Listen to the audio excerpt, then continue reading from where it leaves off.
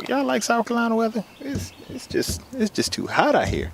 For real, you just don't know whether it's gonna be hot. The other day, it was 43 degrees in my house because it was cold that morning, but it ended up being 71. It just, I don't know, man. You just can't prepare for this.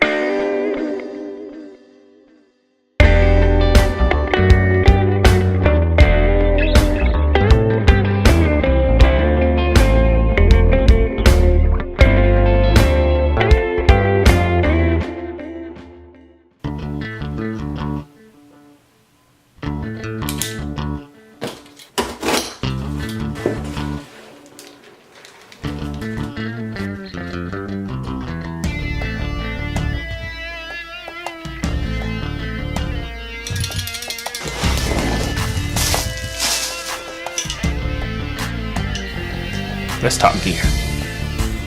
Why so much gear? Why so much stuff?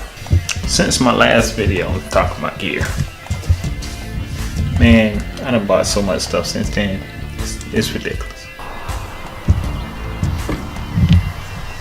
Gear.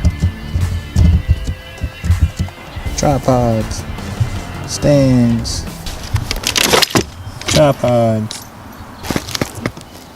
light panels, not just one, not just two, but three.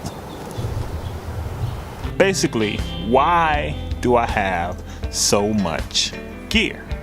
And the simple answer is you buy gear to solve problems. Why do I have so much gear? I didn't always have this much stuff. I started off with just a camera and an old lens. And things just went from there. I found out what I really needed to shoot. So let's just say, for me, a lot of people may get a camera and get a whole bunch of fancy lenses. I figured out that I don't need a whole bunch of fancy lenses to do what I do. But what I do need is a good tripod, good audio equipment. You know what I'm saying? A good stabilizer, you know? And even talking about stabilizers, man, there are some fancy stabilizers out there. But you just saw the two items that I just, that I opened up. One was a monopod.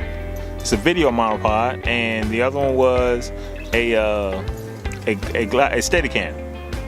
And with the Steadicam, it is all mechanical. So you really got to use your hands. I'm a guy and I like to use my hands. So you really got to use your hands to steer it. In order for it to be stable or whatever. So instead of spending a whole bunch of money on a motorized one, which could give you a better, a easier output or a better output, I just kind of like the feel of the Steadicam. And the monopod, I bought the monopod because there were some things that I couldn't do on the Steadicam that I can do on a monopod. I had a monopod before. I bought a cheap monopod and it worked for a while, but the top popped off at a wedding. I can't make that mistake again and getting a cheap one. And I was tempted so many times to get a cheap one, but sometimes you just have to sacrifice and get the things that you need and the things that's gonna last. Talking about now, I'm a very frugal buyer. I research market for a long time before I make a purchase. So I kind of know how much things go for, and I know what my budget is most times. So everything that I have, even the lights, I'm gonna tell you how I come up with the lights. So I had to get the lights because I got a good shoot. I got a good shoot with a middle school, matter of fact, Longleaf middle school, and for what we had to do there, I didn't have portable lights. The lights that I had were actually kind of handmade. I bought a bulb. I bought one of, I wish I could show it to you. But yeah, I got a bulb and a can light, which one of those lights that you plug in. Usually someone have it in the garage, you can clamp it on. So it's a clamp light.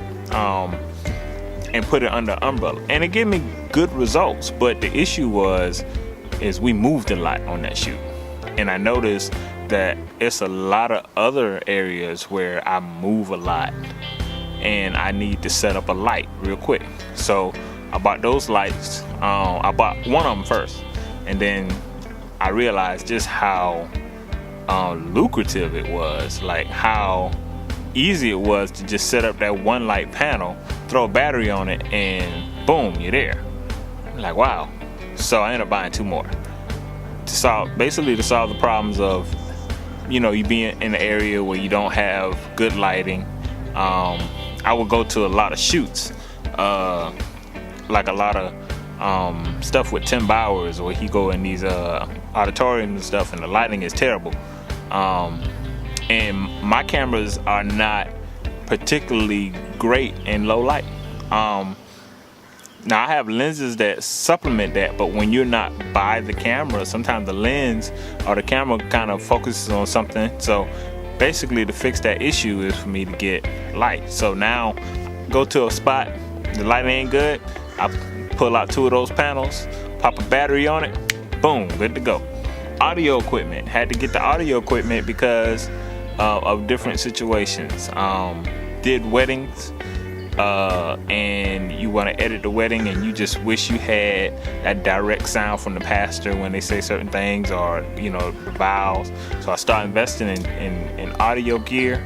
Actually, the other half of video is audio, and believe it or not, you can watch a bad picture with good audio, but it's very hard to watch like a brilliant picture and the audio is terrible. It'll work your nerves. So a lot of people don't invest in the audio portion of the video, and they just buy a camera and think that's it. But audio is very, very, very, very important. Very important. So bought audio. So at the end of the day, I got all of this stuff, and can I say that everything that I have, I use. Like I got a shoulder rig that I just started using.